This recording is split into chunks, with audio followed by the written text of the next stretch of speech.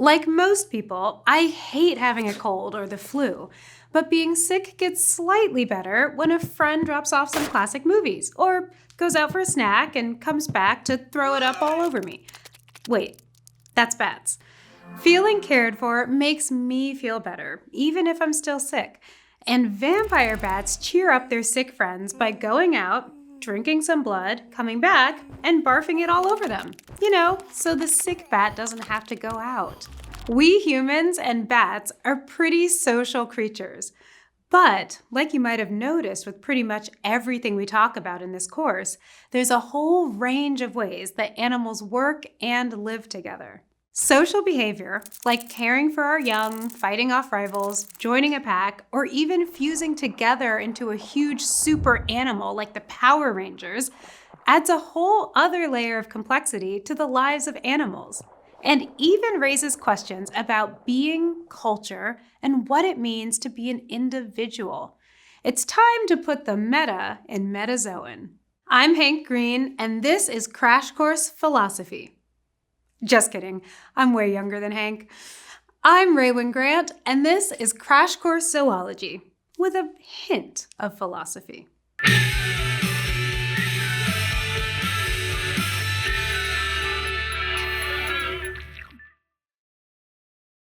All animals, not just butterflies, have some level of socialness that influences how they interact with other animals in their species. Formally, sociality is how much individual animals tend to associate with other individuals in groups where they cooperate together towards a shared goal, like raising young or hunting down food. We can think of sociality like another layer of multicellularity, or being made up of many different cells, which is one of the 4 key animal traits. Having more than one cell enables specialized tissues and organs, like a brain, and opens up new ways of life that bacteria can only dream of. Well, if they could dream, because, no brain. Except in sociality, instead of individual cells working together, there are individual animals.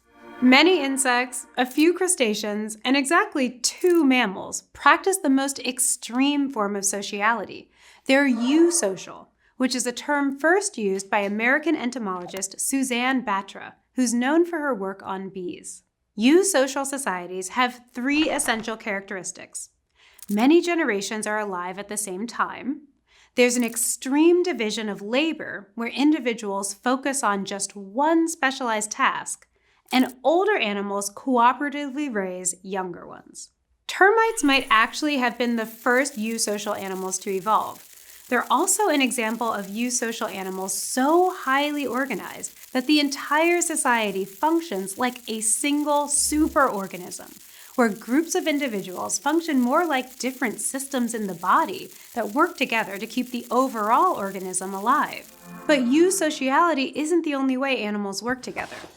Pre-social animals maintain close family relationships and maybe live together or cooperate to raise young, but not as dramatically as truly eusocial animals. Pre-sociality is pretty common and covers a huge range of behaviors, so scientists divide animals further into categories and subcategories, 2 of which are subsocial and parasocial, which are the ones most other animals fall into. In subsocial animals, parents take care of their young for at least a little bit. This includes a fair number of animals: fish, many arthropods, and yes, even some annelids like leeches. All mammals are at the very least subsocial, since mothers feed their young milk, but often mammals have more complex social lives. Mammals can be parasocial animals that live together in a single place and take care of their kids for some amount of time. Sometimes they'll help their buddies out with their kids, or show mild versions of some eusocial traits. Lions might be a familiar example, but there are also social millipedes and even spiders. And at the other end of the spectrum, we've got solitary animals, which live alone except for times when they have to be around other animals to mate or raise their own young. A lot of solitary animals will wander a vast territory and have young that grow up pretty quickly. But remember, we humans use all these categories to understand how non-human animals interact with each other, but they're pretty fuzzy. Many animals have complicated social lives or change how they interact with others in the species as they grow, and we're still working on understanding what all those complexities are, including how and why social behavior evolved in the first place. In the 1960s and 70s, evolutionary biologists who study how animals change over time and how those changes resulted in the diversity we have today connected altruism with the evolution of social behaviors. Altruism is when an animal does something that benefits another at its own expense, like donating to a charity, or our vampire bat puking up blood. In particular, we believe animals engage in reciprocal altruism, meaning that when they do something nice, they expect something in return. Our vampire bat was nice to the sick bat, not out of friendship, but in case it got sick and needed blood vomit one day too. Specifically, it could be that some animals are driven by inclusive fitness, which is when an individual can increase its evolutionary fitness by supporting its non-offspring relatives. Like in this case, it makes sense to give up a small cost, like sharing your lunch, for a bigger benefit to relatives, because their success, as far as your genes are concerned, is still your success. So as long as altruistic or inclusive fitness behaviors are a net benefit for the genes involved, they'd show up more and more often in a population, and they could eventually lead to the evolution of complex societies and social behaviors. But evolution has actually given the world a social lifestyle so extreme, it gets its own concept beyond sociality. Let's live a day in the life of a colonial organism, the Portuguese Man O'War. Allow me to introduce Physalia physalis, the Man O'War.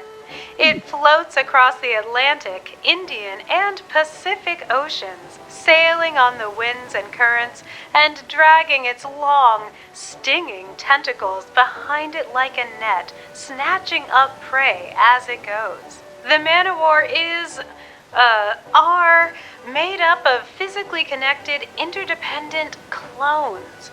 Basically, the individual building blocks that make it up are actually mini animals called zooids or ramids, instead of just individual cells. So we call it a colonial organism. Like, there are zooids that make up the gas bladder that the Man O'War uses to float around. The zooids even pump out their own carbon monoxide gas to inflate it. Other zooids form the tentacles with little venomous barbs to paralyze prey. With their meal trapped, the tentacles pull the prey upward, delivering the prey to other zooids that secrete digestive proteins. There are also zooids responsible for making sperm or eggs, and some zooids, called jelly polyps, probably do something. We just don't know what yet. All the zooids look and act differently because even though they all have the same genes, some have turned different ones on or off. It's like when you skip certain steps in a recipe. Even if you have the exact same instructions and ingredients, you can get very different results. We call the whole Man O'War the zoon or genet, and for it to work as one unit, the zooids have to communicate with each other. We know nerves help coordinate movement, but exactly how colonial organisms work on a day-to-day basis remains mysterious. Have a nice day, or days, Man O'War.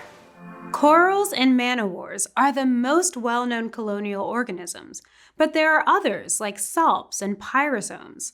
Coloniality is such an extreme form of sociality, we even consider it its own thing.